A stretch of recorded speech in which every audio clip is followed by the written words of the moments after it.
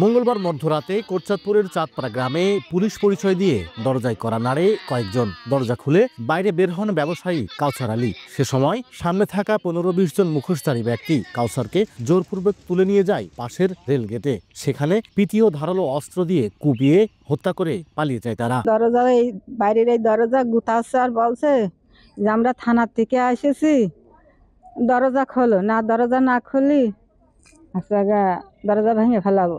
আমার মেজে ছেলে ঘর থেকে বেরোবে, তা বেরোতে পারিনি। তখন আমার নিয়ে গেলি, তখন মেজে ছেলে ঘর থেকে বেরিয়ে নিয়মনি যাচ্ছে, তখন আমার বিটাবো বড় বিটাবো নিষেধ করে যাইস না, তোর হয়তো বেরিয়ে দিতে পারে। খবর পেয়ে ঘটনাস্থলে গিয়ে লাশ উদ্ধার করে ময়নাতদন্তের জন্য সদর হাসপাতালের মর্গে পাঠায় পুলিশ।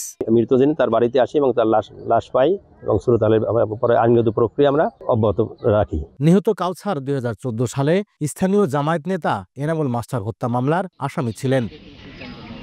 লোটাস রহমান সোহাগ, সময় সংবাদ, ঝিনাইদহ।